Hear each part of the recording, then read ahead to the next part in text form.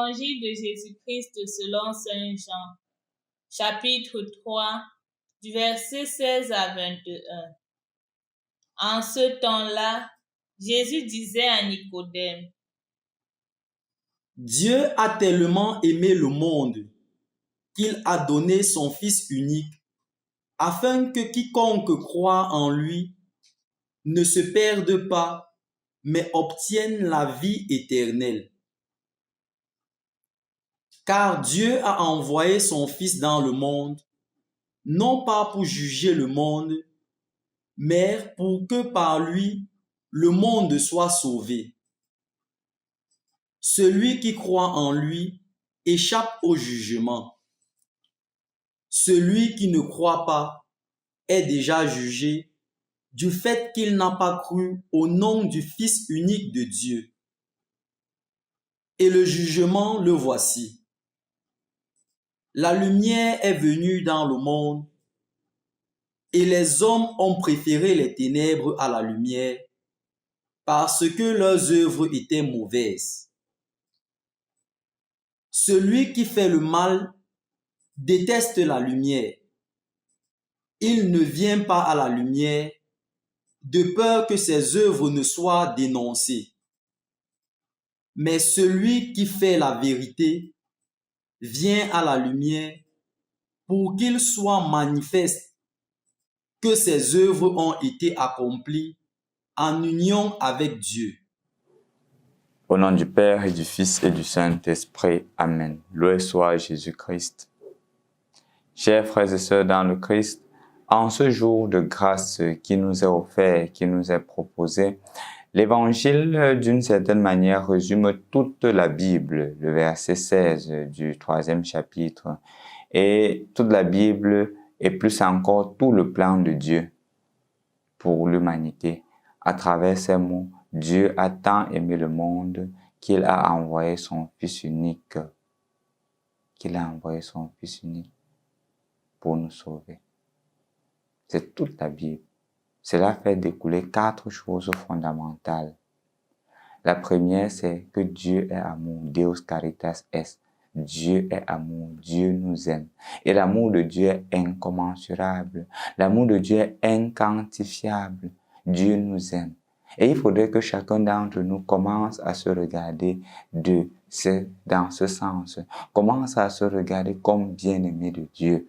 Parce que malheureusement, de plus en plus, on se voit toujours comme échec. On se voit toujours comme des personnes qui ne peuvent rien faire, comme des personnes qui n'ont aucun talent, comme des personnes qui n'ont aucune capacité. Et quand on se regarde dans ce sens-là, on tue en soi l'amour que Dieu nous a porté, que Dieu nous porte. Dieu nous aime. Et sentons-nous aimer de Dieu. Sentons au plus profond de nous-mêmes que Dieu nous aime. Parce qu'il faudrait cela, chers frères et sœurs dans le Christ, prendre conscience que Dieu nous aime. Et comment est-ce qu'il nous a aimés, deuxièmement, jusqu'au don de son Fils bien-aimé. Dieu nous a tellement aimés qu'il a donné son unique Fils. Son unique Fils. Voilà la profondeur et la grandeur de l'amour. L'amour de Dieu n'a pas de mesure. L'amour de Dieu n'a pas de canevas. L'amour de Dieu est tellement immense. L'amour de Dieu n'a pas de calcul, au point où Jésus est donné pour amour pour nous. Nous l'avions vu le vendredi saint. Jésus qui meurt. Jésus qui subit toutes les souffrances par amour pour toi et pour moi. C'est ça l'amour de Dieu. Un amour qui se donne. Un amour qui est sans limite. Un amour qui n'a pas de réserve. C'est ça l'amour. Et je l'ai dit, je l'ai présenté même le vendredi saint, un exemple d'amour donné à travers la jeune qui a décidé de mettre entre parenthèses ses études pour se consacrer pour son papa. Ça, c'est un exemple d'amour donné. C'est un exemple d'amour qui n'a pas de limite. Et je crois, chers frères et sœurs dans le Christ, que c'est une invitation pour toi et pour moi d'avoir cet amour-là. C'est cet amour donné qui n'a pas de limite. Jésus l'a fait pour toi. Sans toi aimer de Jésus. Mais quand Dieu aime, quand Dieu envoie son Fils, donne son Fils, ce n'est pas seulement pour nos beaux yeux, c'est pour que nous soyons sauvés. D'une certaine manière, Dieu a conscience que nous sommes des êtres pécheurs. Dieu a conscience que nous ne sommes pas parfaits. Dieu a conscience que bien que nous ayons célébré il y a de cela quelque temps la résurrection, nous sommes encore tombés. Nous sommes encore tombés de nos engagements que nous avions pris pendant le temps de carême. De dire que je ne ferai plus ceci. Pendant le jour de la résurrection de notre Seigneur, nous nous sommes engagés à dire Seigneur, je ne ferai plus ceci. Nous sommes encore tombés. Et c'est pour cela qu'il a envoyé son Fils, afin que lorsque nous tombons, nous soyons capables de nous relever. C'est pour cela, chers frères et sœurs dans le Christ, que le sacrement de la confession et de l'Eucharistie prennent tout leur sens. Dans la mesure où ces sacrements nous unissent davantage à Dieu. Dans le sacrement de la confession, le Seigneur fait preuve de miséricorde. J'ai souvent l'habitude de dire que c'est la magie. Je pêche. Quand je prends conscience de mon être pécheur et que je veux reprendre le chemin, le prêtre me donne l'absolution et je retrouve la sainteté originelle du baptême. C'est ça la magie. C'est ça justement la grandeur de l'amour de Dieu. Et plus que ça, l'Eucharistie me renouvelle.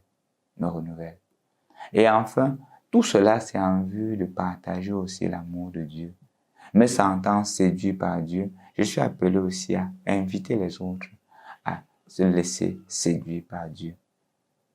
It only takes a spark to get the fire going, and soon all those around can warm up in its glory. And now it is with God's love. Once you experience it, you spread this love to everyone. You want to pass it on. Today, pass on the love that God has put in yourself, has shown you, and has allowed you to live with. Au nom du Père et du Fils et du Saint-Esprit. Amen. La famille Miss Jeune vous souhaite joyeux Pâques, happy